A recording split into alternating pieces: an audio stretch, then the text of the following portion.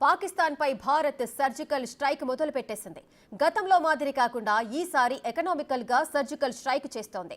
పాక్ ను అష్ట దిగ్బంధం చేసేందుకు ఏ ఒక్క అవకాశాన్ని వదలడం లేదు.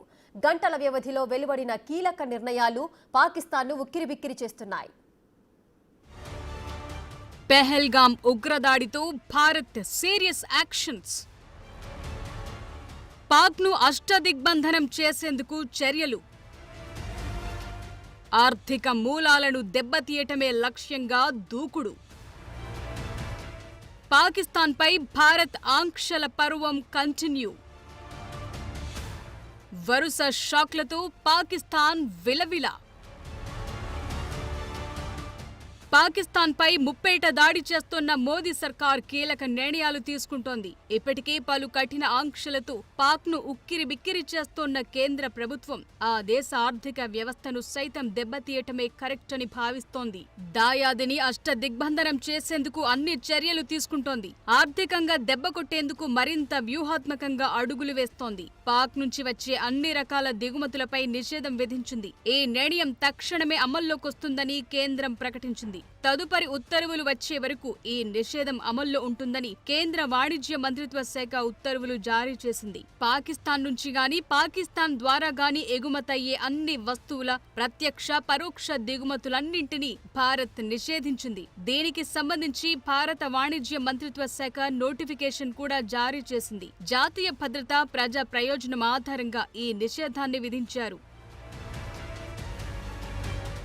పెహల్గాం దాడికి పాకిస్తాన్ కు అన్ని రకాలుగా కౌంటర్ ఇస్తోంది భారత్. ప్రస్తుతానికి యుద్ధం తప్ప చేయాల్సిందంతా చేస్తోంది భారత సర్కార్. సముద్ర రవాణా మార్గాల వైపు దృష్టి సారించింది. భారత నేలపై, నీటిపై, గగన తలంపై పాకిస్తాన్ అనే పేరు వినపడకుండా, కనబడకుండా అన్ని చర్యలు తీసుకుంటోంది. తాజాగా భారత తీర జలాల్లో పాకిస్తాన్ బోట్లపై నిషేధం విధించింది. అసలు పాక్కు చెందిన ఏ బోట్ కూడా భారత పోర్టులోకి ప్రవేశించకుండా ఆదేశాలు జారీ చేసింది.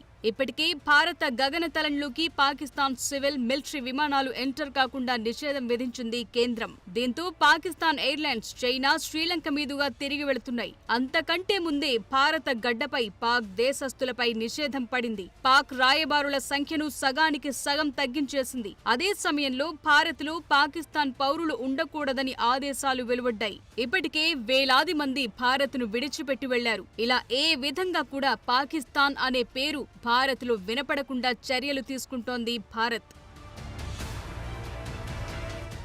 ఓవైపు ఇండియన్ ఎయిర్ ఫోర్స్ యుద్ధ సన్నాహాల్లో బిజీగా ఉంటే తామేం తక్కువ కాదంటోంది ఇండియన్ నేవీ. ఇప్పటికే అనేక క్షిపణి పరీక్షలు నిర్వహించిన ఇండియన్ నేవీ లేటెస్ట్ గా ఎక్స్ లో ఓ పోస్టు పెట్టింది. ఓ డిస్ట్రాయర్, సబ్మెరైన్ ఉన్న ఇమేజ్ ను పోస్ట్ చేసింది. సముద్రం నుంచి ఆకాశం వరకు ఎప్పుడైనా, ఎక్కడైనా, ఎలాగైనా అనే హ్యాష్ ట్యాగ్ యాడ్ చేసింది. ఈ పోస్టుతో క్లియర్ కట్ మెసేజ్ పంపుతోంది ఇండియన్ నేవీ. తాము పోరుకు సిద్ధంగా ఉన్నామని, అది నీటిపైనైనా, నీటి లోపలైనా అంటూ చెప్పకనే చెప్పింది.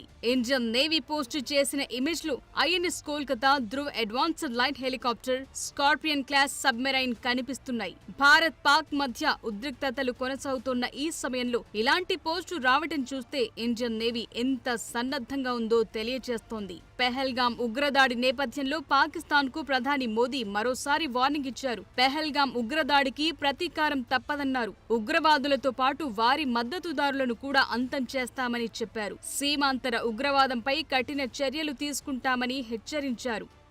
ఫ్రెండ్స్, हम एक मत है कि आतंकवाद मानवता के लिए सबसे बड़ा खतरा है. पहलगाम में हुए आतंकी हमले में मारे गए लोगों के प्रति राष्ट्रपति लॉरेंसो और अंगोला की संवेदनाओं के लिए मैं उनका आभार व्यक्त किया. We are committed to take firm and decisive action against terrorists and those who support them. We thank Angola for their support in our fight against cross-border terrorism. మరోవైపు ఆ దేశం నుంచి వాయు ఉపరితల మార్గాల ద్వారా భారత్కొచ్చే అన్ని రకాల మెయిల్స్ పార్సల్ ఎక్స్చేంజ్ నిలిపివేస్తున్నట్లు కేంద్ర ప్రభుత్వం ప్రకటించింది. వాయు ఉపరితల మార్గాల్లో వచ్చే మెయిల్స్ పార్సిళ్లపై ఆంక్షలు విధించింది. ఈ మేరకు కేంద్ర కమ్యూనికేషన్ మంత్రిత్వ శాఖ ఉత్తర్వులు జారీ చేసింది. ఆ దేశం నుంచి భారత్కు వచ్చే అన్ని ప్రత్యక్ష పరోక్ష దిగుమతులపై నిషేధం విధించాక ఈ నిర్ణయాన్ని ప్రకటించింది. ఇండియా కొడుతున్న ఒక్కో దెబ్బకు పాక్ మైండ్ బ్లాంక్ అవుతోంది.